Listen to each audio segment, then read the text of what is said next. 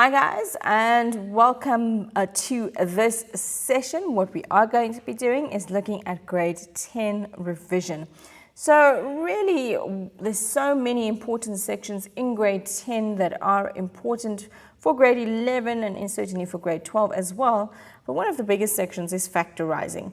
Factorizing really impacts all of the work that you will do in functions and equations and so on and so on and so on. It's huge, okay? And it all starts with understanding the groundwork that was set up in grade 9, but in grade 10, we need to remember all of the factorizing that we learn to be successful in grade 11, not just in the factorizing part of the exam, but in all of the other sections as well.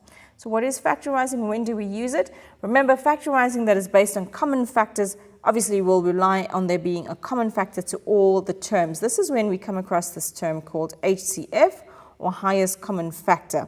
So that's the most basic way to factorize. You have an expression, you look for the highest common factor, and you take the highest common factor out.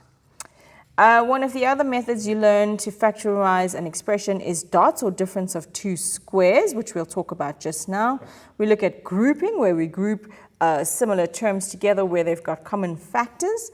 Quadratic trinomials, which we'll talk about a little bit later on. And then there's sum and difference of two cubes. These are all the big sections in factorizing in grade 10. So let's start with taking out a common factor. Now remember what we said is a common factor is really, a highest common factor is a factor that is common to both terms that you are factorizing in the case of question 1, or common to all 3 terms or 4 terms, depending on how many terms your expression has.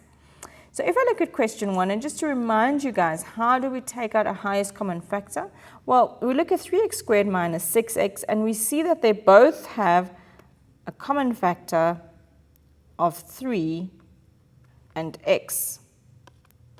Okay, so when you divide through by your common factor of 3x, you're literally taking each term and you're dividing it by the factor that you put outside the bracket.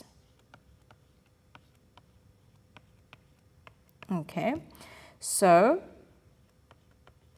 3x squared divided by 3x is simply going to give me just x, there's no 3 there, 3 divided by 3 is 1, x squared divided by x is just x, minus 6 divided by 3 is 2, and x divided by x is 1, so I simply get x minus 2 inside the brackets. Remember, you can always check that your factorizing is correct by expanding your bracket. So to expand the bracket, you simply multiply the factor that you took out, multiply it into the bracket, and see that you get back to the original expression. Now, an important type of factorizing when you're dealing with common factors is taking out a common factor that is not just a number or an x, it's or any single variable. It's really a bracket that is common to both your terms or 3 of your terms, depending on what you've been given. So if you look at question 2, we can see that there's a common bracket of a plus b. Okay, so in this case, it's not just a single number that is a common factor, it's an entire bracket. But our rule stays exactly the same. When I take out my common factor of a plus b, I'm going to divide each term by a plus b, and that will tell me what stays inside the bracket. So 2 times a plus b divided by a plus b. So this is what we're doing. We're dividing each term by the common factor.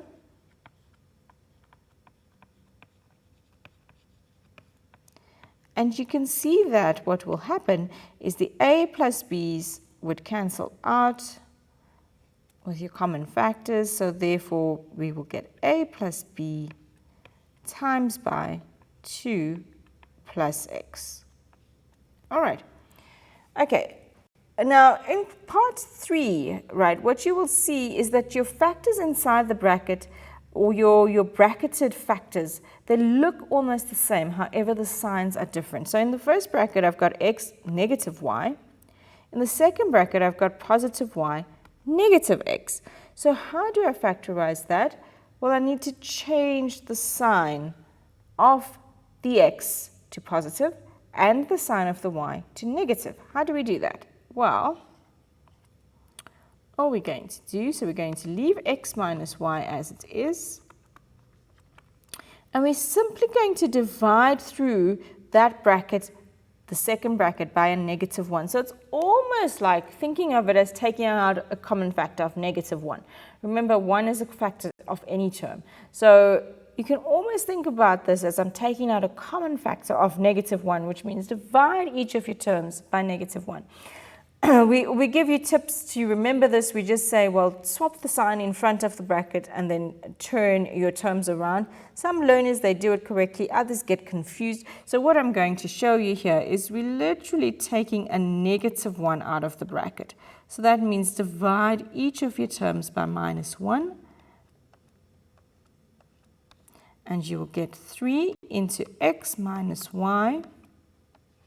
A minus divided by minus is a plus, so I get plus a into -y minus x divided by -1 is positive x. So therefore my common bracket is x minus y, into 3 plus a, or a plus 3, the same thing. All right, so you can see why we say to make those brackets the same, you simply swap the terms around and change the sign in front, because essentially that's what it becomes when you divide through by this common factor of -1.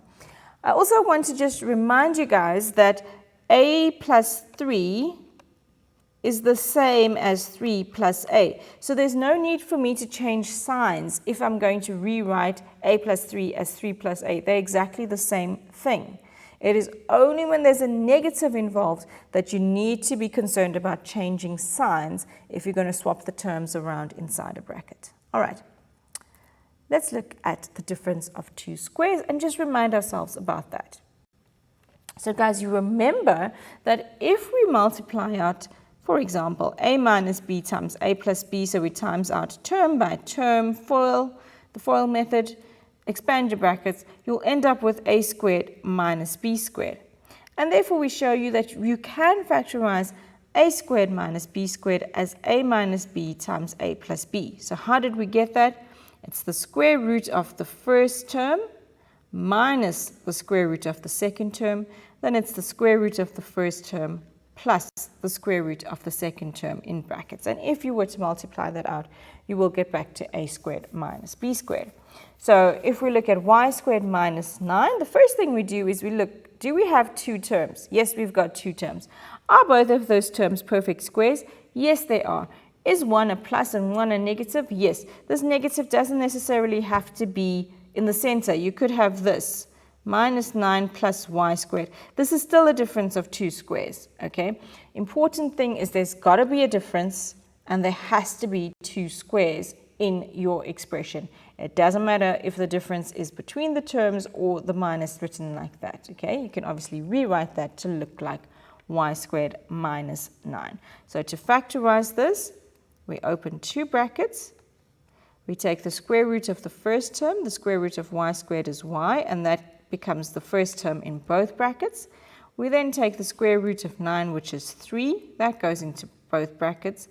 And remember, the square root is always plus or minus, so therefore we get minus 3 in one bracket, plus 3 in the other bracket. So therefore, y minus 3 times y plus 3. How do we spot a difference of two squares? We look at the expression, make sure that there are two terms. There has to be different signs. One has to be positive, one has to be negative, and each of the terms must be a perfect square in order for you to apply the difference of two squares. Now, sometimes these difference of two squares questions can get complicated, especially when we introduce grouping within that question, okay? Let's have a look at this example.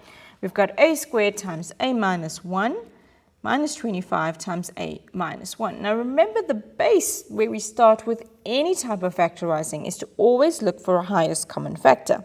Now, in this case, our highest common factor is a common bracket. So therefore, I will divide through by a minus 1, and I'll be left with a squared minus 25. Okay, so we've divided through each term by a minus 1. The a minus 1's cancel, and I get a squared minus 25. Now, inside that bracket, you can see, let's look. Is there two terms? Yes. Are there different signs? Yes, one's a plus, one's a minus. Are they both perfect squares? Yes, because a squared is equal to a times a. 25 is equal to 5 times 5. So therefore the square root of a squared is a, the square root of 25 is 5. So with this kind of question, you cannot just stop once you've taken out your common bracket. You need to go one more step and say square root of a squared is a minus 5, and then a plus 5 is my difference of two squares for a squared minus 25. So you've got to go further and factorize your difference of squares to get full marks in this type of question. Okay. Remember, you cannot factorize the sum of two squares. So you cannot factorize a squared plus 25. Certainly not in grade 10 anyway. Okay, so a squared plus 25 cannot be factorized with using the difference of two squares method. Okay guys, I think with that, let's quickly mention grouping, but I want to look at trinomials when we take a quick break. But let's just quickly mention grouping because we've been talking about highest common factor. Remember, to factorize by grouping, you need to check firstly that there are no common factors to all the terms. You then group terms together with common factors and then take out the common factor. So for example, if I look at 6x minus a plus 2ax minus 3. So we decide what are we going to group together. And I want you to make that decision as we go into the break. Take the question down, have a look at it, and see if you can quickly group those terms to factorize. We're back after this.